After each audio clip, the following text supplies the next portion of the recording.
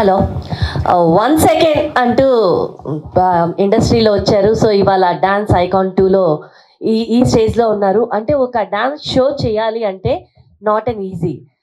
So ఇంత టీంని మీరు గేదర్ చేయడం, లేకపోతే టాప్ 5 పంచభూతాలని మీరు ఇక్కడికి తీసుకురావడం ఈ స్టేజ్ మీదకి, దీని వెనకాల మీ కృషి ఏంటి? ఫస్ట్ రియాలిటీ షో ఆట, ఇట్స్ ఎ డ్యాన్స్ షో అండి. దాని తర్వాత ఛాలెంజ్, దాని తర్వాత డ్యాన్స్ ప్లస్ ఇవన్నీ. అంటే డ్యాన్స్ షోస్కి అంటే నేను స్టార్ట్ చేసిన నా కెరియర్ స్టార్ట్ చేయడంతోనే అక్కడి నుంచి ఇప్పుడు దాకా చాలా డ్యాన్స్ షోస్ చేశాను. నాకు చాలా ఇష్టం అన్నమాట డ్యాన్స్ షో అనేది. చాలా ఈజీగా అనిపిస్తుంది అది చేయటం అనేది. అండ్ దట్టు కాన్సెప్ట్ అనేది నేను ఏంటంటే డ్యాన్స్ షో క్రియేట్ చేసేటప్పుడు ఒట్టి డ్యాన్స్ కాకుండా దాని చుట్టూ ఉండే ఒక కాన్సెప్ట్ని నేను క్రియేట్ చేయాలనుకుంటాను.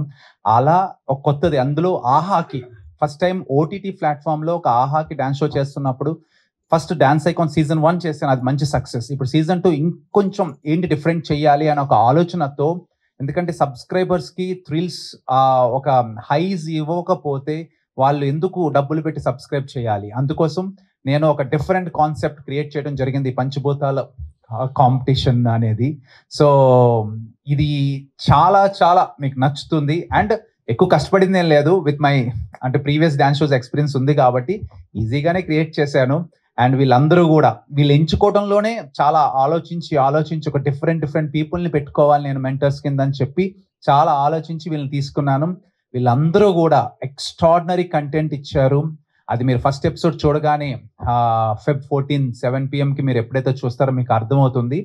డ్యాన్స్ షోలో ఒక ఆర్గానిక్ ఎంటర్టైన్మెంట్తో పాటు మంచి ఎమోషన్, ఫైట్స్ అన్నీ ఉంటాయి.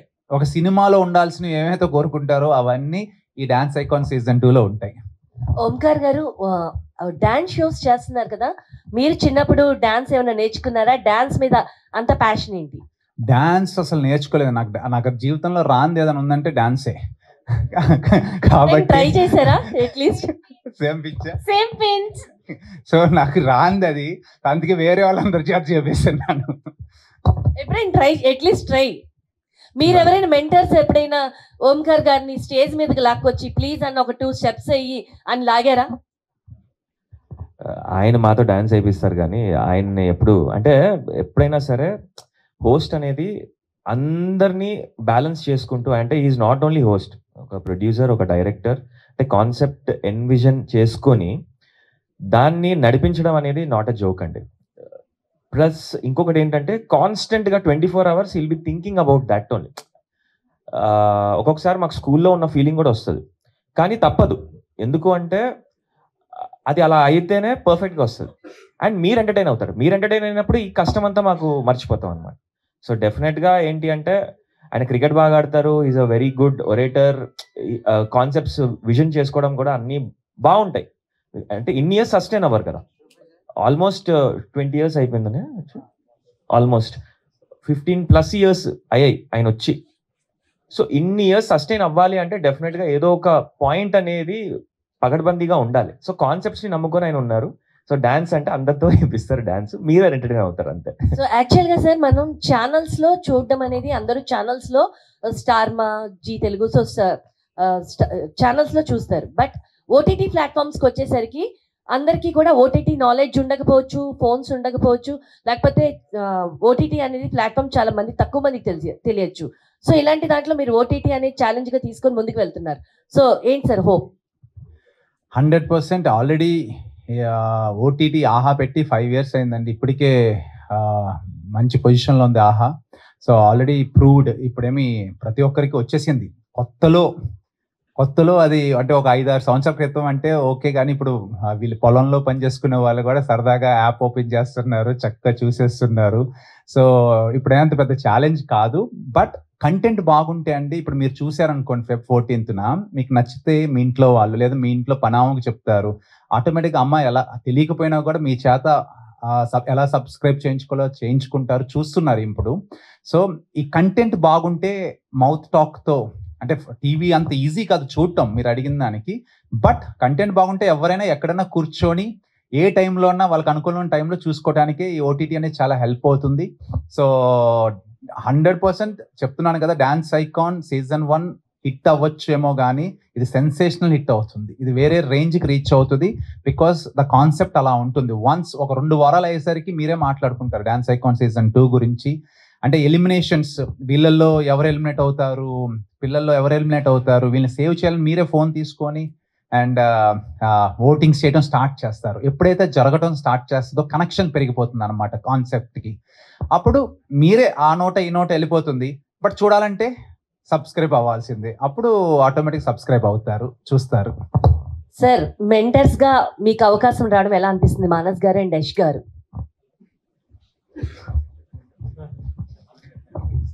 హాయ్ అండి, అందరికీ గుడ్ ఆఫ్టర్నూన్. నేను ఆల్రెడీ సీజన్ 1 చేశానండి.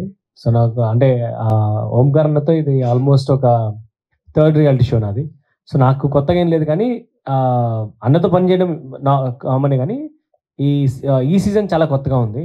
మేము ఎందుకు ఇంత కొత్తగా ఉంది అంటున్నాం అంటే, డెఫినెట్గా మీకు ఇది ఫస్ట్ ఎపిసోడ్లో అర్థమైపోతుంది. చాలా లైక్ అంటే ఇంతవరకు సౌతే కాదు, ఆల్మోస్ట్ ఏ రియాలిటీ షో కూడా ఈ కాన్సెప్ట్ రాలేదు. It's very new concept and మేమైతే చాలా ఎంజాయ్ చేసాం. సో డెఫినెట్గా ఆడియన్స్ కూడా ఖచ్చితంగా దీన్ని చాలా ఇంకా ఎంజాయ్ చేస్తారని అనుకుంటున్నాం. We're just waiting for the first episode to telecast. Yeah thank you అండి.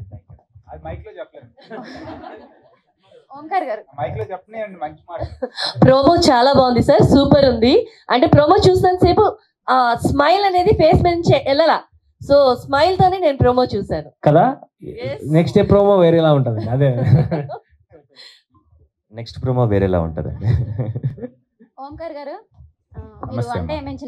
నేను చిన్నప్పటి నుంచి మీ షోస్ చూస్తున్నాను. Thank మీరు you. షోసే కాకుండా సినిమాలు కూడా డైరెక్ట్ చేశారు మీ తమ్ముడితోటి. మరి రాజుగారి గది అయిపోయిందా, ఇంకా మళ్ళీ ఇంకా ఉందా? ఆ తలుపులు చాలా గదులు ఉంటాయి. అది డెఫినెట్ గా రాజుగారి గది 4 కూడా వస్తుంది. మేబీ మోస్ట్లీ 2025 ఇయర్లోనే స్టార్ట్ చేస్తానేమో. అంటే కొన్ని కమిట్మెంట్స్ ఉన్నాయి. ఈ డాన్స్ ఐకాన్ ఓ పక్కన, ఇంకొక షో జరుగుతుంది, రియాలిటీ షో. సో ఈ షోస్ అన్ని అయిన తర్వాత 100% చేస్తాను. మానస్ గారు, మీరు అంటే సీరియల్స్ కూడా చేస్తున్నారు. దీపిక గారు మీరు కాంబినేషన్ కూడా, అంటే ఇక్కడ ఉన్న వాళ్ళందరూ అమ్మలు సీరియల్స్ చూస్తుంటారు, అందరికి మీరు బెస్ట్ జంట అని కూడా చెప్పుకోవచ్చు. అంటే సీరియల్స్ కాకుండా ఎందుకు ఇలా షోస్ లో కూడా చేస్తున్నారు? బేసికలీ నాకు డాన్స్ అంటే చాలా ఇంట్రెస్ట్. అండ్ ఒక మెంటార్గా ఆపర్చునిటీ వస్తుంది అంటే, అది కూడా అనే షోలో వస్తుంది అంటే చాలా హ్యాపీగా ఉంటుంది. ఎందుకంటే నేను డాన్స్ ఐకాన్కి నా సాంగ్ ప్రమోషన్కి వెళ్ళా. ఫస్ట్ సీజన్ డాన్స్ ఐకాన్కి జరీ జరీ సాంగ్ ప్రమోషన్కి కంటెస్టెంట్స్తో పాటు నేను కూడా డాన్స్ వేశాను యాక్చువల్లీ. అప్పుడు ఆయన నాలో ఏం నచ్చిందో నాకు తెలియదు, బట్ ప్రతిసారి మ్యాన్షన్ 24కి కూడా వెబ్ సిరీస్ ఒకటి నేను చేశాను ఆయన డైరెక్షన్లోనే. దానికి కూడా నన్ను పిలిచి ఆపర్చునిటీ ఇచ్చారు. నెక్స్ట్ ఇంకొక షోకి కూడా పిలిచారు, ఆపర్చునిటీ ఇచ్చారు. ఇప్పుడు కూడా ఏంటి అంటే ఆయనకి ఎవరైనా నచ్చారు అంటే డెఫినెట్గా ఒక ఆపర్చునిటీ అనేది ఆయన తరపున ఆయన ఇస్తారు. అది మనం చెయ్యండి చేయకపోయింది, definitely he will call you and he will encourage. So అలాంటి ఆపర్చునిటీ ఇచ్చినప్పుడు నేను ప్రతిసారి దాన్ని సద్వినియోగం చేసుకోవాలి. And thank you so much for giving me such a wonderful opportunity. అంటే ఒక దాంట్లోనే కాదు, అండ్ ఎవ్రీ టైం నన్ను గుర్తు చేసుకుంటారు, ఒక బ్రదర్ లాగా ట్రీట్ చేస్తారు. థ్యాంక్ యూ సో మచ్ అండి. ఓంకార్ గారు, అంటే ఈ షోలో ఇక్కడ ఆర్టీవీ రాజేష్ విజయవాడ, హలో అండి. ఫరియా అబ్దుల్లాని సెలెక్ట్ చేసుకోవడానికి కారణం ఏంటంటే, అంటే ఏమన్నా గ్లామర్ యాంగిలా, లేకపోతే ఆమె పర్ఫార్మెన్స్, లేకపోతే కొత్తగా ఉంటుందని? నా కాన్సెప్ట్లు పంచభూతం అన్నాం కదండి. పంచభూతాలు అనేది నా కాన్సెప్ట్ అయితే, ఆమెకు పంచపురాణాలు డాన్స్. ఓకే, ఆమెకు అంత ఇష్టం. అంటే లైఫ్లో ఆమెకు ఇష్టమైనవి 2-3 అడగండి, డాన్స్ అనేది చెప్పకుండా ఉండరు. ఆమెకు అంత ప్యాషన్, డాన్స్ కోసం ఏదన్నా చేస్తారు. అంటే సర్వీస్ చేయడానికి తను ఏదన్నా రేపు ఇక్కడ ఎవరికైనా డాన్స్ పిల్లల కోసం ఏదైనా చెయ్యాలని మీరు అప్రోచ్ అయినా తను వస్తారు, అంత ఇష్టపడతారు అనమాట. సో ఒక టాలెంటెడ్ ఆర్టిస్ట్, తెలుగు తెలిసిన ఒక ఆర్టిస్ట్, మా డాన్స్ వచ్చిన ఒక ఆర్టిస్ట్, అంటే ఒక యాక్ట్రెస్ మన ఇండస్ట్రీలో ఉన్నప్పుడు తెలుగు మాట్లాడే హీరోయిన్స్ తక్కువ. అలాంటిది ఉన్నప్పుడు కమ్మగా తెలుగు మాట్లాడే ఒక జడ్జి నా షోలో ఉండటంలో నాకు హెల్ప్ అవుతుంది కాబట్టి తను అప్రోచ్ అవ్వడం జరిగింది. అది సీజన్ 1 అడిగాను, అప్పుడు డేట్స్ కుదరలేదు, ఇప్పుడు వచ్చారు సీజన్ 2కి.